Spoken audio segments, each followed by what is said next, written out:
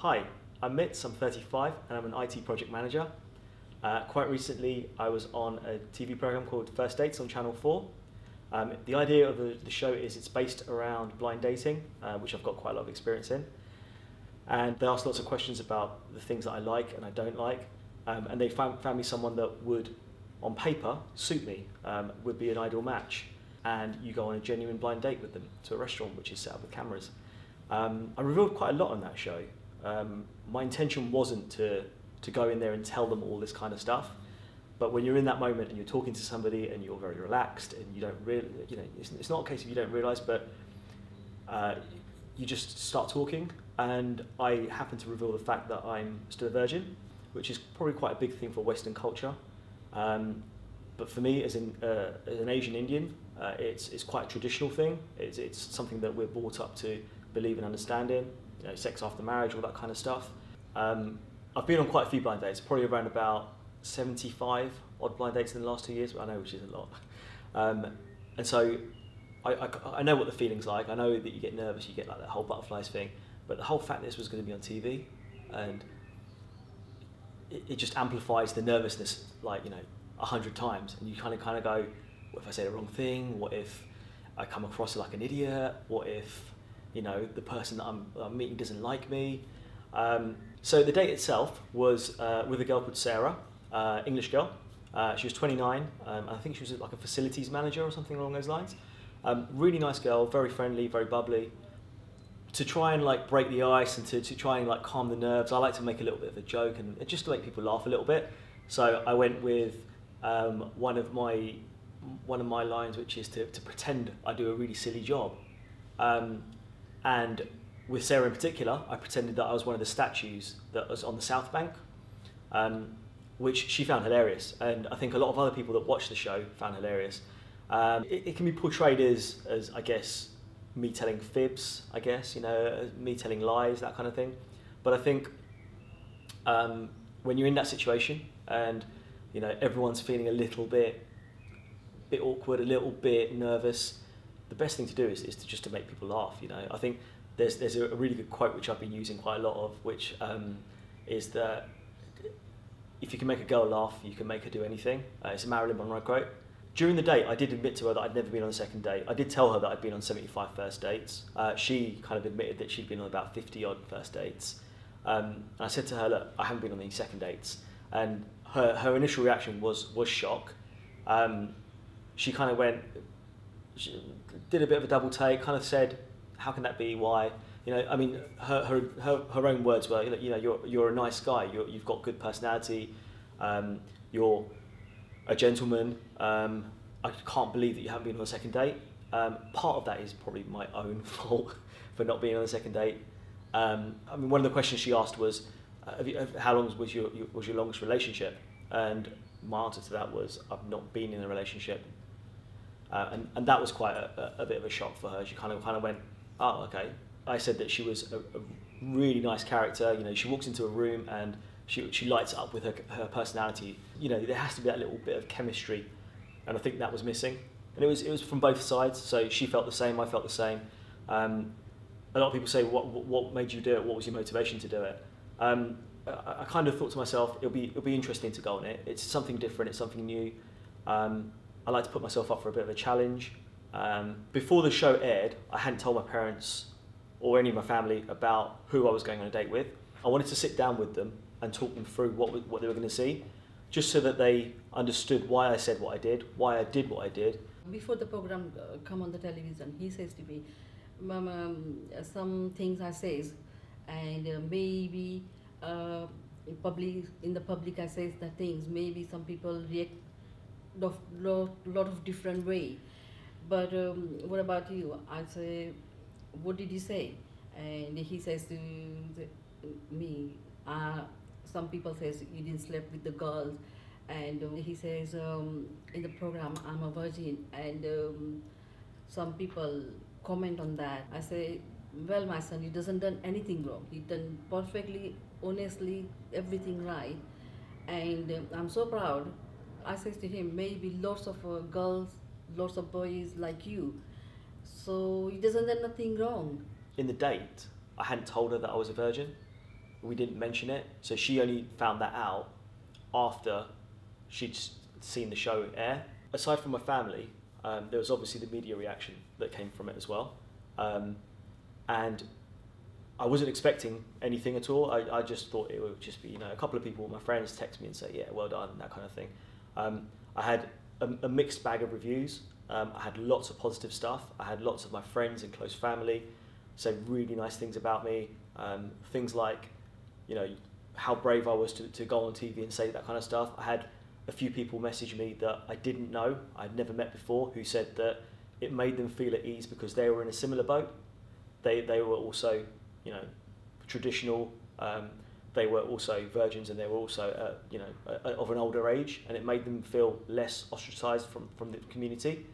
And I also had a couple of people, one person in particular, sent me a message saying that it had given them the confidence to speak to his girlfriend about it because they'd been putting it off for a while, that whole conversation, and it was causing a bit of stress on their relationship. He didn't want to mention the fact that he was a virgin, just in case she would react badly to it and split up with him. So there was a negative side to the whole thing as well. I got a lot of negative tweets on Twitter. I had everything from just general name calling, things like saying that I'll always be a virgin because no one's going to ever want to sleep with me, that kind of thing, all the way through to things like I should be ashamed of myself for going on TV and saying that kind of stuff. I've brought embarrassment to myself and my family, that kind of stuff. And a lot of that was actually from Asian people, which really surprised me. I genuinely thought that Asian people would, be on your side. It's a great thing for some, if another Asian person's on telly, we're like, yeah, it's an Asian person on TV, and I was quite struck by that, and I showed my parents. I said to them, look, this is the kind of stuff that I'm getting, just so you know, and they were really supportive. They kind of went, ignore all that rubbish. Who are they? We don't even know who they are. Warwick can concentrate on the good stuff that you're getting. Think about all the positives you're getting and forget about the negatives. I think the reason I got those negative tweets was a whole range of things. I think part of it is the fact that I spoke about a taboo subject. I said that I was a virgin, but also I think part of it was that I was on a date with a white girl, and that could have been perceived as quite a bad thing. There was one tweet in particular that said that I'm going to show this to the person that was tweeting said, I'm going to show this to my parents so they understand what Asian boys are like. And I was kind of like, that's awful, that is really, really bad. So yeah, there was a lot of negative. And then at some points I genuinely felt like just shutting my Twitter down and just leaving it all and just kind of hiding from it all. But it would have defeated the point. And I had so many good stuff, good positive things. Also, Channel 4 were really good. They provided me with a lot of support. They said, anytime you need to speak to us, just give us a call. Sarah, the girl that I went out on a date with, she was really supportive as well. Constantly just making sure that I was okay, especially after the show had aired. And there's obviously my family and my close friends and all my Facebook friends who are people that just gave me lots of praise and lots of support. They said that they knew who I was and they understood why I did what I did. And it was overwhelming to see how many people actually watched and actually thought I did a good thing. The fact that I made that admission wasn't to sensationalise my appearance on the show. It was an honest admission. It was something that I didn't intend to say, but came out in conversation. So I think the big question that everyone asks is, you've been on 75 dates, why has there been no second date? I think the real reason is that I'm looking for something very specific. I'm looking for someone that I can build a life with. I'm looking for someone that can be my life partner.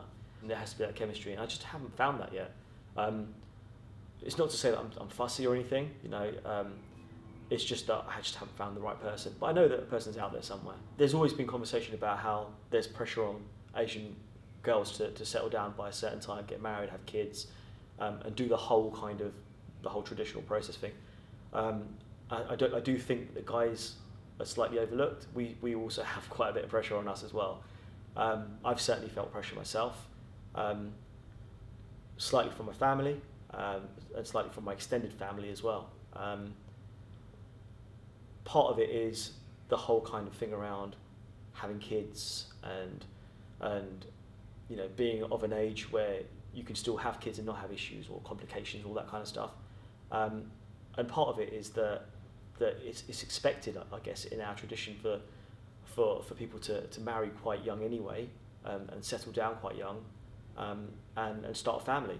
Sometimes I do think it can be just seen as a formality in a way, which is something that you're meant to do when you get to a certain age. You're meant to do it, and you might not necessarily feel you want to do it, but you have to do it just to satisfy your cultural requirements.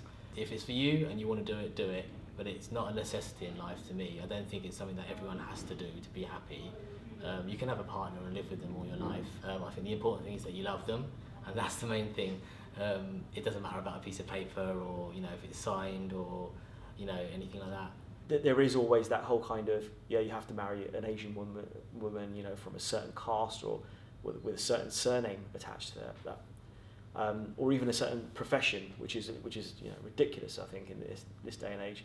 I know for a fact that a lot of my family and my friends have married out of Asian culture, and they're perfectly happy.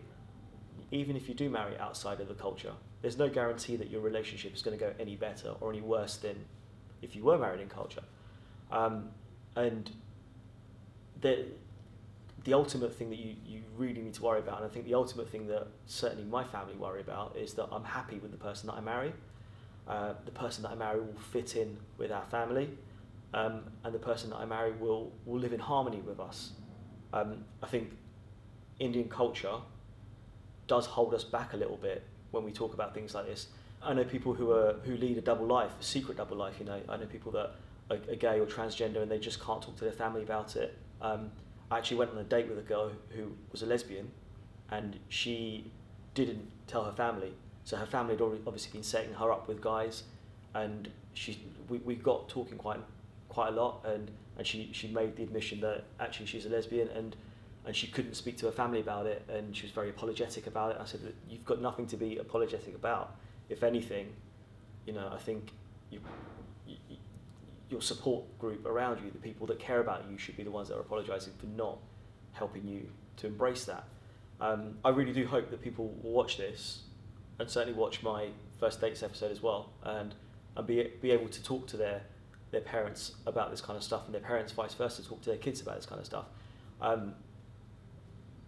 There shouldn't be any secrets. There shouldn't be any kind of hush double lives and that kind of stuff. And sometimes all it takes is for someone to break that mold or break that barrier, and all of a sudden it just starts flooding out. And I think hopefully people can draw from this and be able to have that discussion in a nice adult way.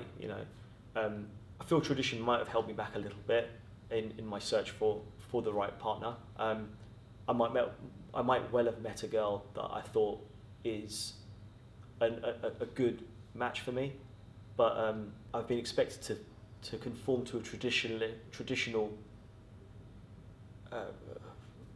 point of view, and I'm not necessarily a traditionalist. I think I embrace the modern day culture around us, but still hold on to my traditional values, and I'm quite happy to mix the two together to form a happy medium.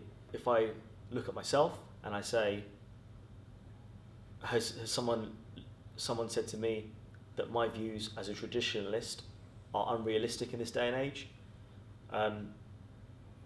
Yeah, that's happened. I mean, there's probably not a huge amount of people that are virgins before they get married, and it's something that I chose to wait for the right person and the right time to do. So aside from that, there's also social traditionalist views that I have which might possibly be deemed unrealistic. I mean, I don't drink. I never have. I'm a vegetarian, and the amount of times, if I had £1 for every time someone says to me, if you're looking for someone that is a vegetarian and doesn't drink, you're not going to find that person. And that might be the case, and in actual fact, because of the way that people have said that to me repeatedly over time, it's actually changed my outlook on it. And in this day and age, I fully understand that I have to be willing to give up certain traditional values in order to, you know, to find happiness, to conform to what is expected. I guess the ultimate thing is that you have to be true to who you are. You know, if you do hold the main core of those values, that's the most important thing. So I guess the question to ask is, what's next? You know, where am I going to go from here, and how am I going to ultimately find love? I really hope that this platform has given me an opportunity to get myself out there. I'm sure there's bound to be some girls out there that will watch this and go, oh yeah, you know what, he's all right. I don't mind having some dinner with him, so get in touch. At the same time, it's been a learning experience for me as well. It's made me realise what I need to do and what I need to understand in order to actually find the person that I want to spend the rest of my life with.